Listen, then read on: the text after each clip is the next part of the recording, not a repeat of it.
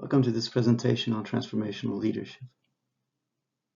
Changing the world and changing oneself both require leadership skills. Contrarily to a manager whose power is conferred by their position in a hierarchy, a leader's influence is the result of their personal attitude and behavior. Good leaders inspire and motivate. While we cannot all be managers, we can all learn to be better leaders and better colleagues and better spouses, better parents, better neighbors. So we will discuss the science of human motivation, the art of effective leadership, and the skills we can learn and practice to become better leaders. During this video, you will be prompted to pause and reflect. We recommend that you take a notebook and a pen to record your reflections on paper. You will in that way be able to connect your personal experience with the Red Cross to the science of human motivation and leadership and refer to them later in the video. What do we mean by motivation? To be motivated means to be moved to do something. A person who feels no impetus or inspiration to act is unmotivated or amotivated, whereas someone who is energized or activated towards an end is motivated. The easiest way to understand human motivation, to understand what motivates your colleagues, your team, your friends, is to reflect on your own motivation. In this moment, are you motivated? In other words, how are you feeling now? Energized? Inspired? Curious? Or bored, restless, and tired? Note your reflections in your journal. We will refer to these notes later in the presentation. So pause the video to give yourself a couple of minutes to reflect on how you feel now and why. Record it in your journal for future reference.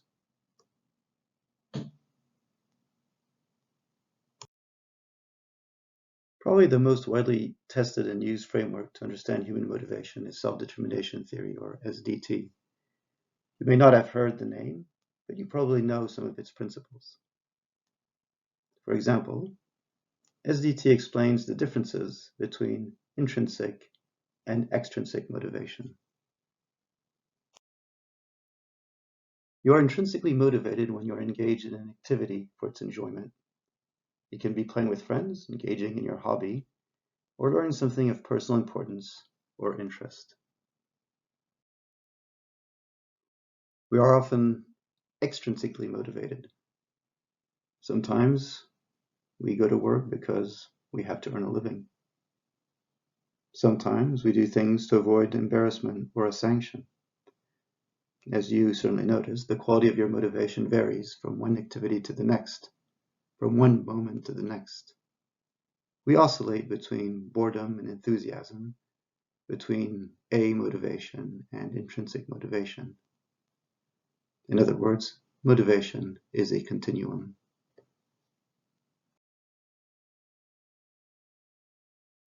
Self-determination theory explains these different types of motivation. They are part of a continuum. The quality of our motivation depends on the extent to which the activity we are engaged in is self-determined, how it is regulated, and how it is internalized. Central to self-determination theory is the distinction between forms of autonomous motivation, controlled motivation, and amotivation. Autonomous motivation encompasses behaviors emanating from within the self, involving a sense of volition and choice. Intrinsic motivation is a prototype of autonomous motivation and involves engaging in an action because it is interesting or enjoyable. Other autonomous forms of motivation are identified and integrated regulation.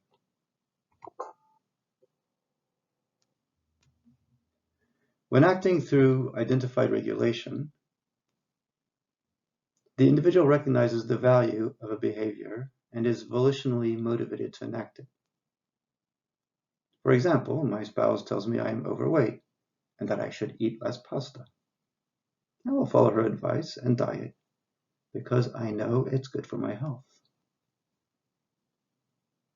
Integrated regulation occurs when identified values fit together and are congruent, such that the person can be wholeheartedly engaged. For example, my boss asks me to organize a workshop on transformational leadership. I know it will be a lot of work, but I'm happy to do it because I will be able to enable discussions around values that I hold dear, like those of compassion and trust. In contrast, controlled motivation involves behaviors that are performed due to causes perceived to be external to the self, and thus the volitional component of behavior is either partially or completely absent. A highly controlled form of behavior is represented by external regulation, in which one is motivated by externally administered contingencies, such as tangible rewards or avoiding punishment. For example, I really do not enjoy filing my income tax. Not only is it tedious, but it also frustrates me to have to pay so much money in taxes every year. But if I do not do it now, I will get a 10% penalty. Slightly less controlled is introjected regulation, where an individual begins to internalize and value the external contingencies sought in external regulation. When introjected, the pressures on the individual are internal, and self-esteem is contingent on one's behaviors.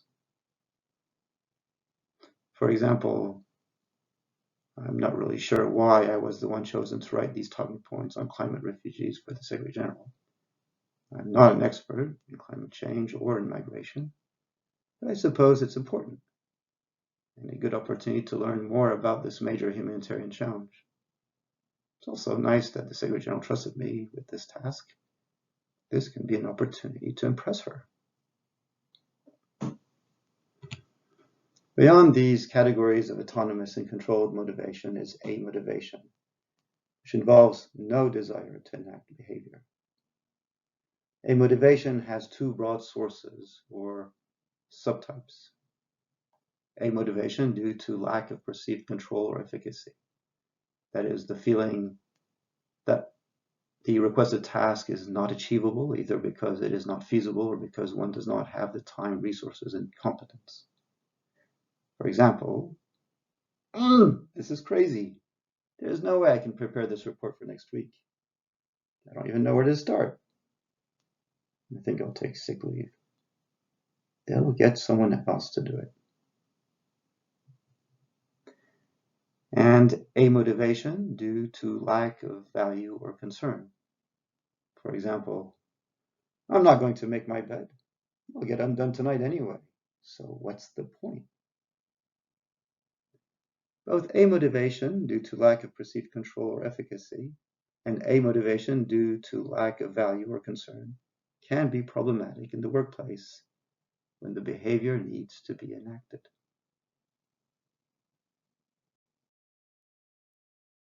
When was the last time you felt controlled motivation? What did it feel like? Why did you feel that way? Reflect on the degree of self-determination. How could you have been better motivated? Pause the video to give yourself a couple of minutes to reflect on your experience of controlled motivation. If you're inspired, note 3 or 4 examples and rank them by degree of self-determination. According to self-determination theory, we all have three basic psychological needs. The need for autonomy or empowerment. How much I feel empowered and free to do and say what I think is right. The need for belongingness or relatedness. How much I feel trusted, safe, and respected. And the need for competence or personal mastery. How confident I feel I can deliver on my commitment. When these three needs are met, we are likely to be autonomously motivated. These three basic psychological needs are innate to human beings. These needs are not dependent on culture or context. Self-determination research has shown that these needs exist irrespective of the political or economic system, irrespective of the local culture and context. Let's pause once more so you can check your notes. For each example of motivation you recorded, which of the three needs were met? Which were not met? The more autonomy I have, the more likely I am to be intrinsically motivated. This is because, thanks to my autonomy, I am free to decide how to get the job done, and therefore choose the most interesting and enjoyable way of doing it. If I'm being told how I must do the job, if my success is rewarded or my failure to get the job done is sanctioned, then I am not likely to be very motivated. In fact, if I'm constantly micromanaged, I am likely to either lose all motivation, become amotivated, or feel increasingly frustrated, or even burn out. Self-determination theory predicts a large range of motivational outcomes depending on whether the need for autonomy, belonging, or competence is satisfied. When all three needs are satisfied, we are likely to feel fulfilled by our job, engaged in improving teamwork, identify with the values of the team or organization we work for, find personal meaning in our contribution, and feel energetic and optimistic. When these needs are not met, we are likely to feel tired, frustrated, feel emotionally drained, become depressed, stressed out, or anxious, or just disengage to avoid feeling bad. Self-determination theory explains how managers can either support or frustrate the need for autonomy, belonging, and competence. Of the three needs, the most influential on motivation is autonomy. When a manager supports the need for autonomy in her team, the team members are more likely to internalize the importance of their work. This type of leadership style is called Leader Autonomy Support, or LAS. Autonomy support includes such elements as taking the actor's internal frame of reference through empathy, provisions of rationale and choice, and the minimal use of controls to motivate. Within an autonomy supportive context, individuals are encouraged to value and assume responsibility for behaviors or goals. Thus, leader autonomy support is likely to result in internalized motivation, even to the highest form of internalized motivation, intrinsic motivation. A widely accepted leadership theory, which is consistent with self-determination theory, is the full-range leadership model. According to this model, transformational leadership is characterized by the four I's. Idealized influence, by engaging in charismatic role modeling that earns the admiration of others, articulating high expectations about the group's mission and goals. Inspirational motivation, by providing a vision and meaning, demonstrating optimism and confidence that goals can be achieved. Intellectual stimulation, by encouraging people to challenge existing approaches and assumptions, reframing problems to find new solutions. And individual consideration, by considering team members' individual needs, strengths, and aspirations, developing their capabilities.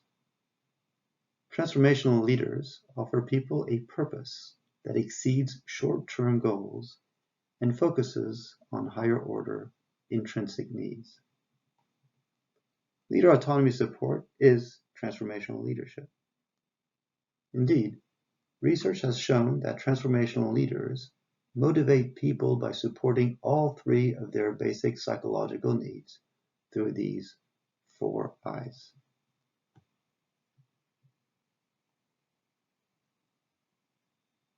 Some of you replied to our survey on who you thought was a good leader, and your thoughts on the characteristics of a good leader.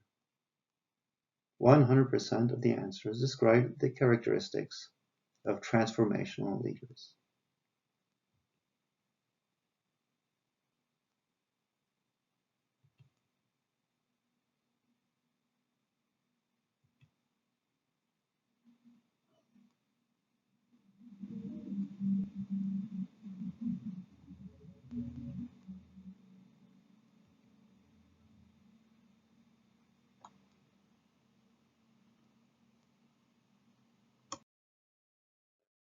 Unfortunately, not all managers are transformational leaders. Many are of the other kind, transactional leaders. Transactional leaders focus on a cost-benefit exchange, giving followers something they think they want, rewards in most cases, in exchange for compliance and services rendered.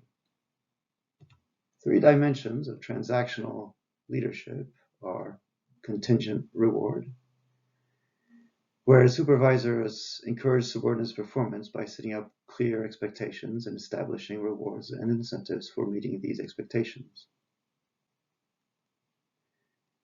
The second dimension is management by exception, active or passive. Management by exception, active, is the degree to which supervisors monitor subordinates' behavior and take corrective action before undesirable behavior creates serious problems. And management by exception, passive, is the degree to which supervisors do not get involved until failure occurs or there are deviations in workflow. The third dimension is laissez-faire, where supervisors avoid decision-making and responsibility, neglect employees, and do not monitor work performance. As we pointed out earlier, none of the descriptions of good leaders in Finland suggested that transactional or laissez-faire management are desirable practices. Sometimes transactional contingent reward management can support motivation, but not very effectively and only for short periods of time. It is less effective in sustaining motivation than transformational leadership.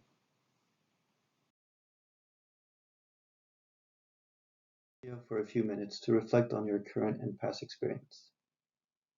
Can you fit your supervisors in one of these 4 categories? How did they motivate you? How were your needs for autonomy, belonging, and competence met?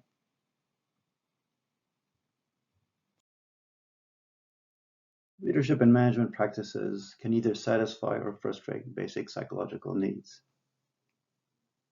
When people's basic needs are satisfied, they are more likely to be intrinsically motivated.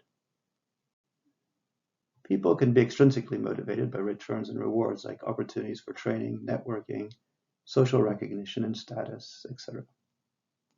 Their engagement can be further increased if their psychological needs are fully met. When their basic needs are frustrated, people are more likely to not be motivated, feel unsafe, or even burn out. So motivation is a mix of emotions.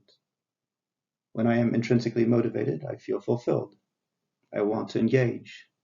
I feel energetic and happy. The reverse is also true. When I am asked to do things that have little personal interest and that are too easy or too tedious, I am bored. The only reason I go to work is because I need the money or fear losing the social status conferred by my job or position.